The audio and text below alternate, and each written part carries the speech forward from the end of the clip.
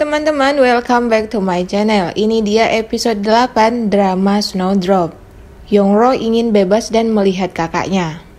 Sebelum Yonguya meninggal, Changsu ditelepon dan putar balik ke rumah sakit.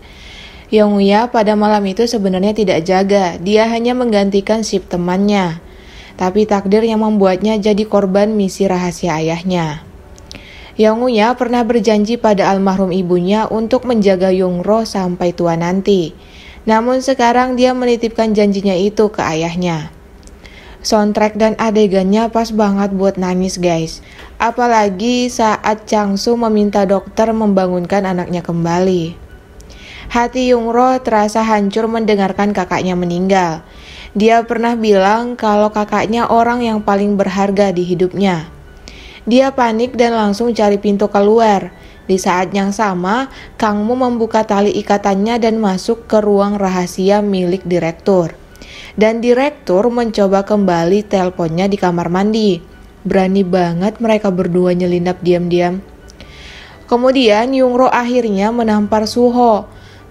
Adegannya menggemaskan. Yongro menyalahkan Suho atas kematian kakaknya. Lalu dia pingsan. Direktur yang diam-diam melihat ini disuruh balik sama Kameratsu. Dan ternyata ruangan rahasia ini adalah tempat sadapnya direktur. Makanya selama ini dia tahu mahasiswa yang melakukan kesalahan.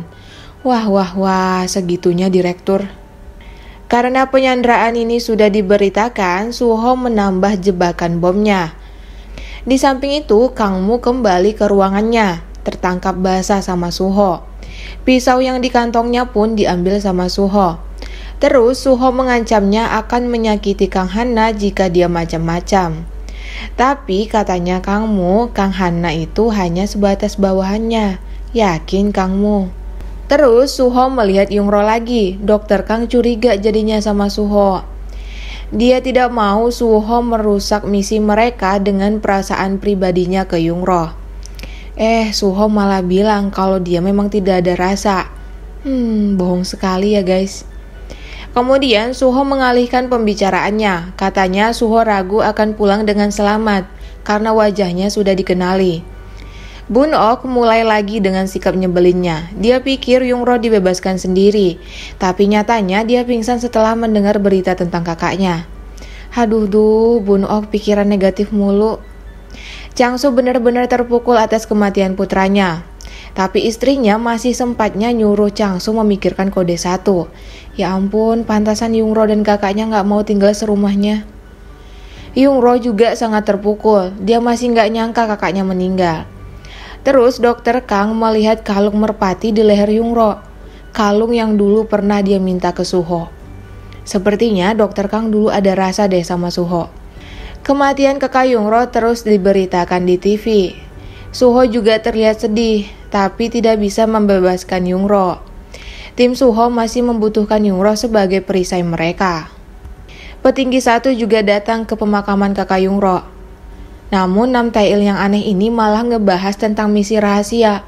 Orang lagi berduka. Akhirnya dia disemprot sama petinggi 1. Dan petinggi 1 jadi respect sama Changsu.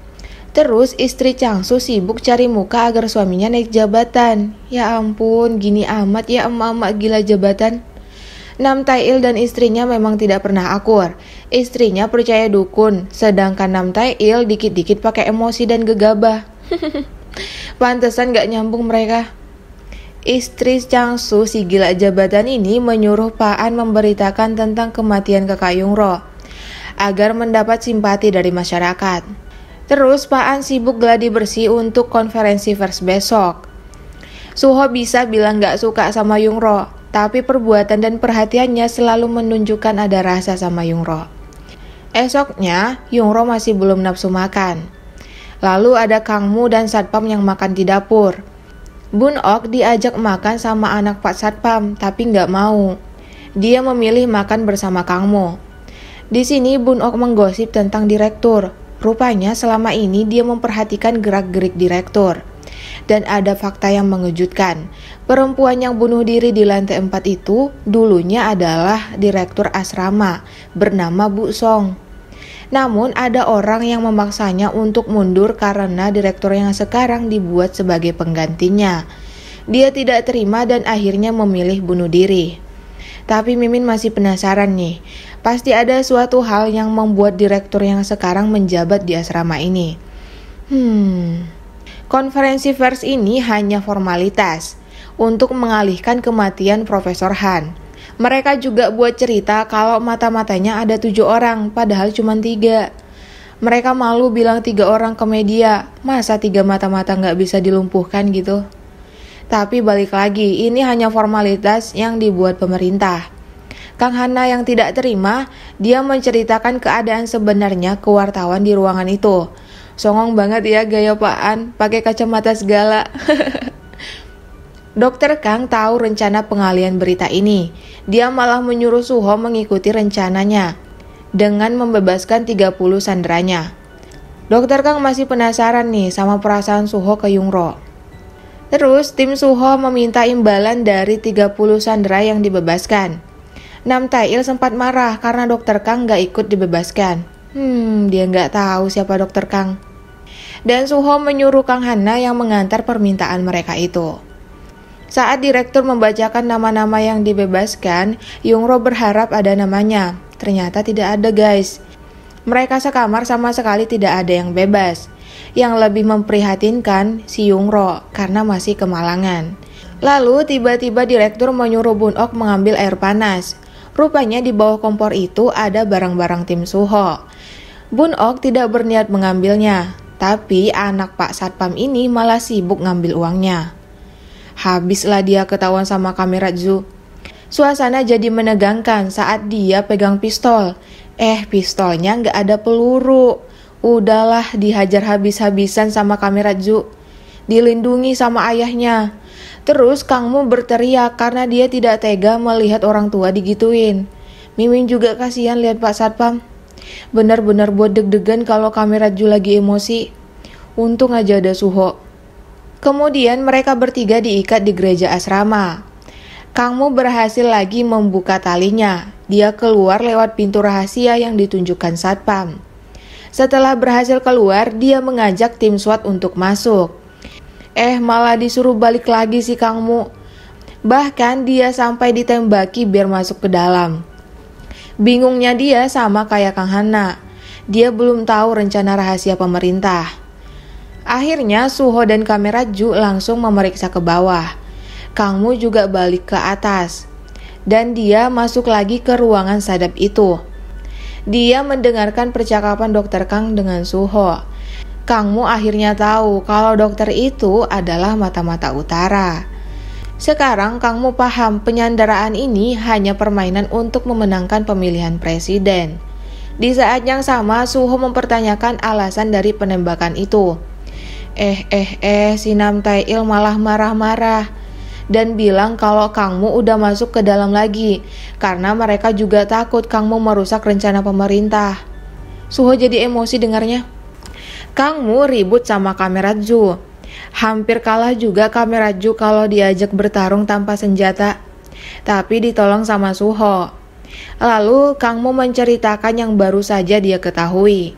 Suho tidak peduli, sekalipun selatan akan menghancurkan mereka bersama Sandra, Suho tetap merasa negaranya tidak mengkhianatinya seperti Kang Mu. Para wartawan juga udah heboh meliput penyanderaan ini. Situasinya makin sulit untuk Suho, mau percaya selatan tapi takut dibohongi lagi. Kemudian Yungro masih mencari jalan keluar, tapi Kang Mu menyuruhnya untuk tidak gegabah, karena mereka semua bisa meledak. Yungro pura-pura ke toilet, terus Suho menyuruh kamera Zoom mengawasi yang lain. Karena luka tangan Yungro masih berdarah, akhirnya diobatin sama Suho. Yungro masih bertanya tentang pesawat kertas itu. Jawaban Suho buat nyesek nih. Dia sama sekali tidak berniat untuk masuk lagi ke asrama ini. Yakin Suho? Tiba-tiba Yungro memeluknya dari belakang. Ini jebakan dari Yungro guys. Dia hanya sengaja memeluk Suho, dan Suho pun terlena dan akhirnya memeluk Yungro dari depan. Wah, so sweet ya pelukannya. Dan Yungro berhasil mengambil remote control bomnya. Wah, kasihan Suho kena prank. Apa yang akan terjadi selanjutnya? Apakah Youngro bisa keluar? Kita akan saksikan di episode 9. Thank you for watching and see you on next video. Bye-bye.